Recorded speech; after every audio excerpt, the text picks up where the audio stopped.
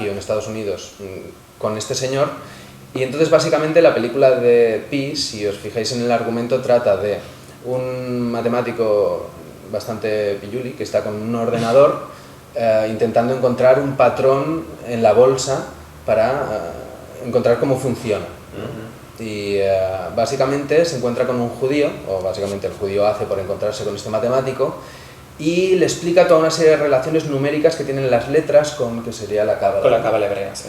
Las letras con los números, y le empieza a enseñar relaciones matemáticas y tal. Claro. Y el matemático con esto de golpe dice, ¡pum!, se le enciende la luz, ¿no?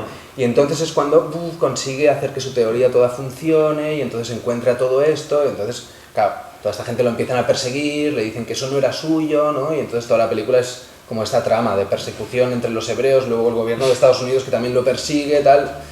Entonces, claro, eso en la realidad fue todo este caso, ¿no?, entre Dan Winter y Stan Tenen, por el cual además Dan Winter ya no ha podido nunca más entrar en Estados Unidos. ¿Y la razón por la que no le llamaron Pi, sino Pi a la película? Pues yo creo que eso es por un fallo, es un error, según me ha contado Dan Winter. Porque Pi en esa película no tiene ningún sentido. Ya. Entonces, básicamente fue un error del productor o una animalada así. Claro, igual a lo mejor incluso podría ser una errata de nomenclatura por publicitaria, porque de hecho a nosotros cuando nos hicieron una entrevista en El Mundo hace unos años, cuando con todo el tema de la radio y tal, estuvimos hablando todo el rato de Fi y pusieron Pi.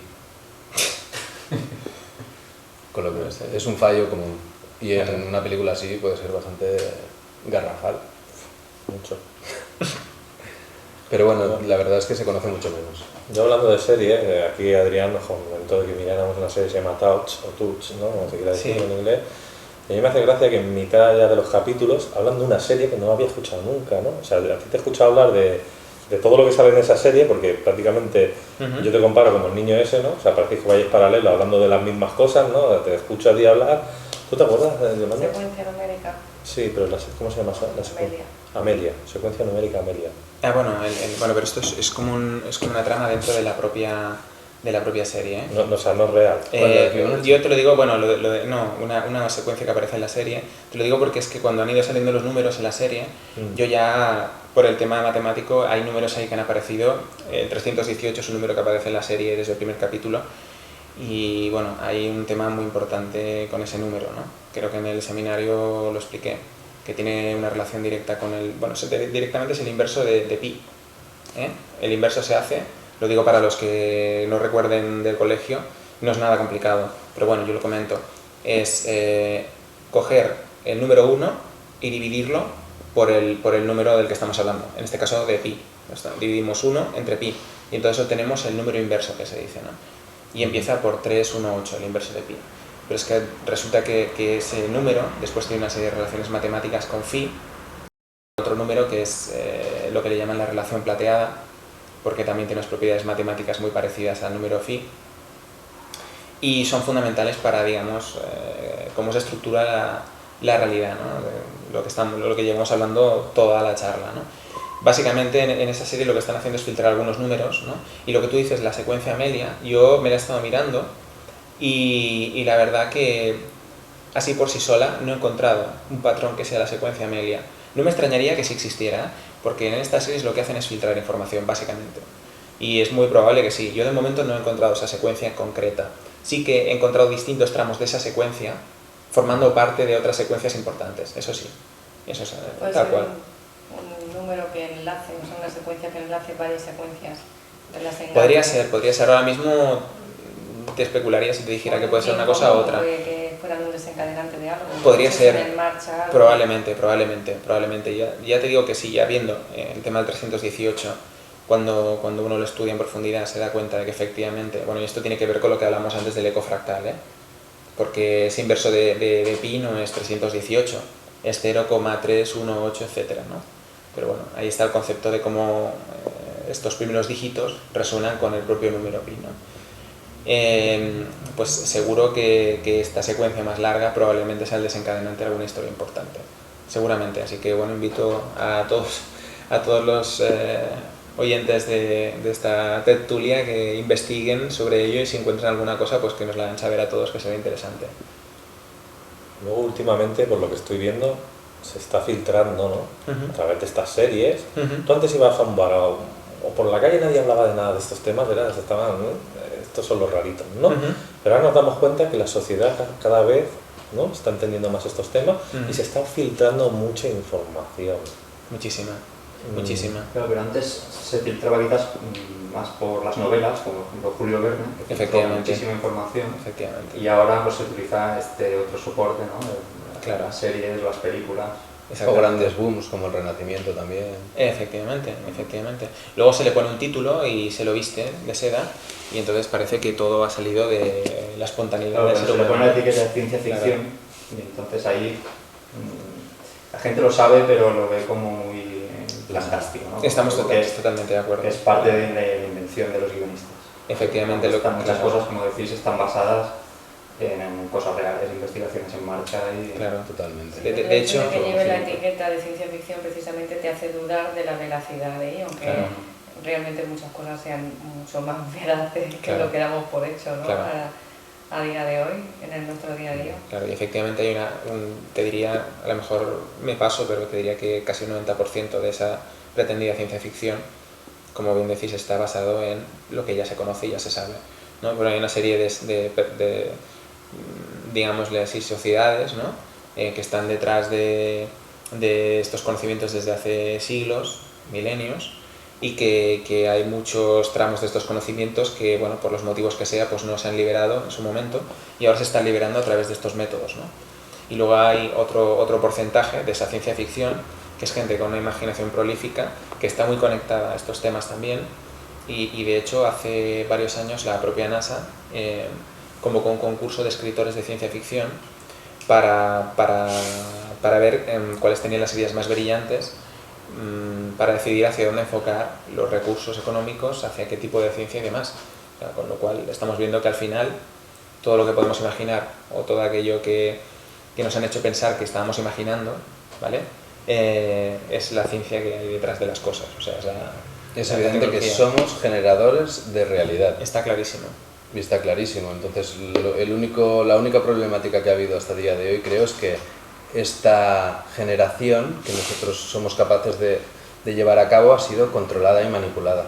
Entonces, yo creo que a lo mejor con todo lo que está sucediendo en el planeta últimamente, toda esta ascensión ultra veloz que está sucediendo, todos estos calendarios que marcaban como este punto en la historia, ojalá todo sea para hacer precisamente ese eco fractal del que habla Bruce Lipton, ¿no? Y realmente evolucionemos de una vez y nos demos cuenta de que esto puede ser un planeta o un entorno al que antes llamaban Edén.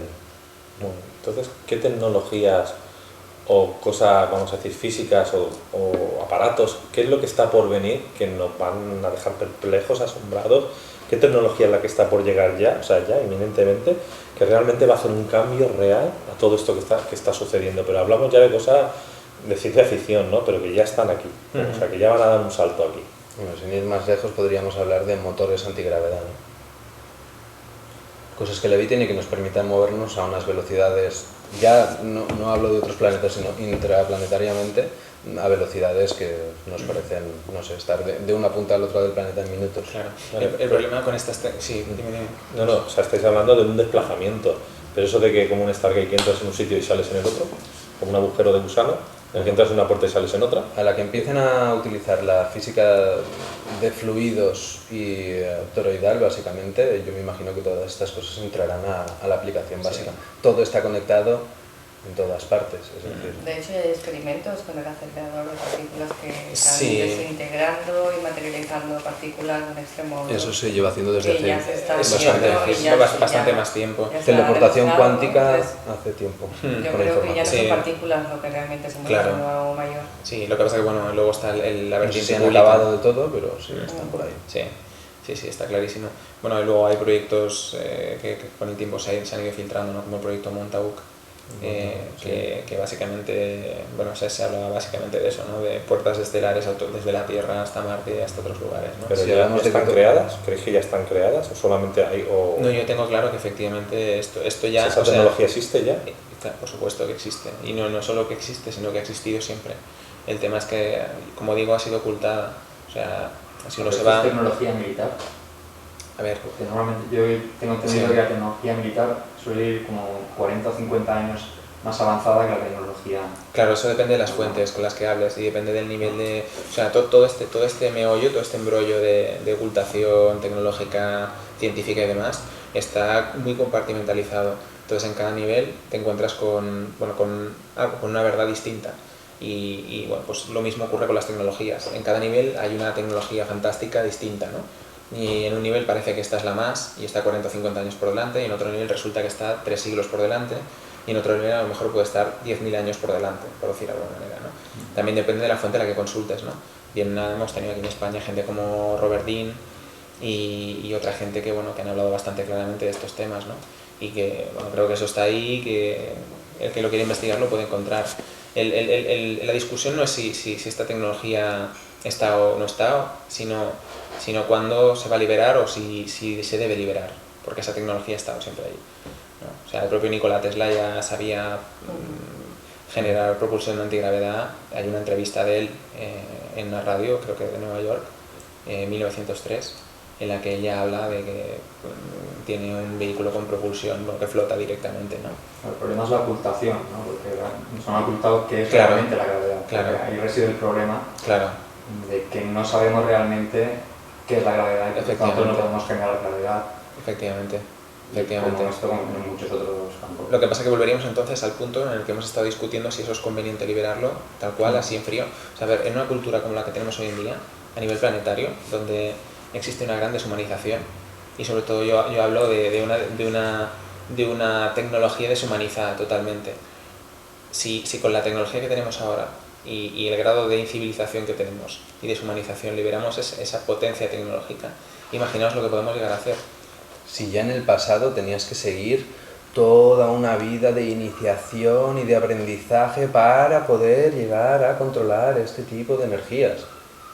Y estamos hablando que en el pasado tenían toda una serie de conocimientos y los enseñaban, y entonces pasabas por todo este proceso de iniciación, y una vez te habías casado, tenido hijos y apartado todo ese tipo de ámbito de tu vida, entonces podías dedicarte a lo que era la alquimia, de poder utilizar tu energía mezclada con otras cosas y generar toda clase de...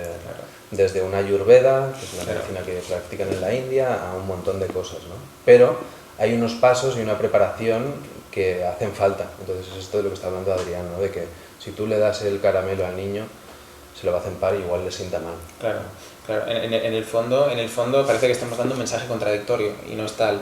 O sea, no estamos diciendo que no se libere eso. Eso tiene que ser liberado. Lo que ocurre es que lo primero que hay que hacer es liberar el conocimiento y no la tecnología. Porque si no existe el conocimiento y no se puede generar la consciencia para manejar esa tecnología, es casi mejor no liberarla, porque entonces las consecuencias pueden ser peor que, ¿sabes? Que volverá a suceder todo aquello que nos habían hablado de que sucedió en la Almería. Efectivamente, que fue que la tecnología se les va de las manos. Se les escapa. Por el hecho de una ida de olla humana, digamos. Exacto, ¿no? O un arca de la alianza, por ejemplo, ¿no? Como explican las leyendas, ¿no? Que era capaz de borrar ciudades del mapa, ¿no? ¿Realmente la gente en aquella época estaba preparada para manejar un artefacto como ese? No lo creo. No lo creo, y el hecho de que hoy en día no esté al descubierto, ese tipo de tecnología que está en la Tierra existe y está oculta, es porque precisamente no estamos preparados para manejar eso a nivel de consciencia.